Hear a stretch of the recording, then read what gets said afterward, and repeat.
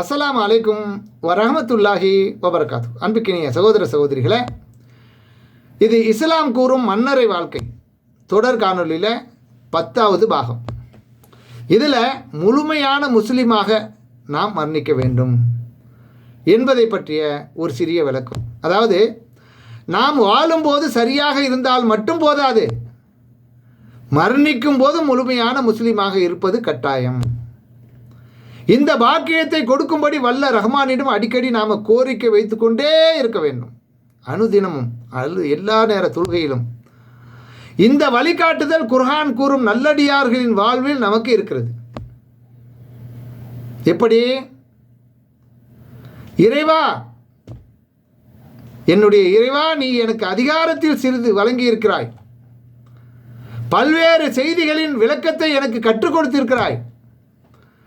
வானங்களையும் பூமியையும் படைத்தவனே, நீயே இவ்வுலகிலும் மறுமையிலும் எனது பாதுகாவலன்.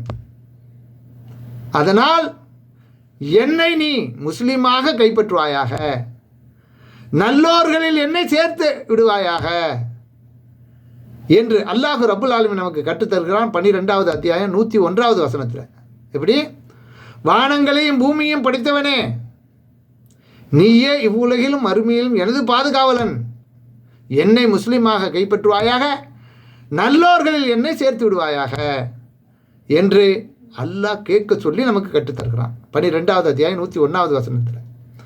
மேலும் எங்களின் இறைவனின் சான்றுகள் எங்களிடம் வந்தபோது அதை நாங்கள் நம்பினோம் என்பதற்காகவா எங்களை நீ தண்டிக்கிறாய் என்று ஃபிரௌனிடம் கூறிவிட்டு, எங்கள் இறைவா, எங்களுக்கு பொறுமையை தருவாயாக, எங்களை முஸ்லீம்களாக மன்னிக்க செய்வாயாக என்று அவர்கள் கூறினார்கள் என்று அல்லாஹ் 7வது அத்தியாயம் 126வது வசனத்தில் சொல்லி காட்டுகிறான். இந்த சமயத்தில் இன்னொரு விஷயத்தை நம்ம தெளிவாக புரிந்து கொள்ள வேணும். என்ன? இம்மை வாழ்வின் அவகாசம் அனைவருக்கும் ஒரே மாதிரி அளிக்கப்படவில்லை. இந்த உலக வாழ்க்கைங்கிறது எல்லாத்துக்கும் ஒரே மாதிரியாக இருக்குது? நிச்சயமாக இல்லை.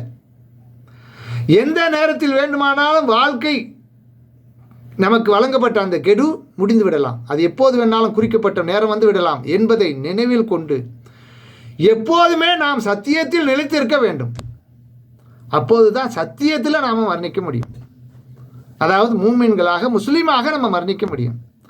ஆக எந்த நேரத்திலும் சத்தியம் எது அசத்தியம் எது என்பதை விளங்கி கொள்வதற்கு முயற்சி செய்து அவைகளை விளங்கி அதன் அடிப்படையில் செயல்பட்டு கொண்டு, அல்லாஹ் இதிலிருந்து என்னை வழி தவற செய்து விடாதே என்று அல்லாஹ்விடம் கையேந்தி கொண்டே இருக்க வேண்டும் என்பதை மறந்து விடாதீர்கள். நன்றி. தேங்க்ஸ் ஃபார் வாட்சிங்.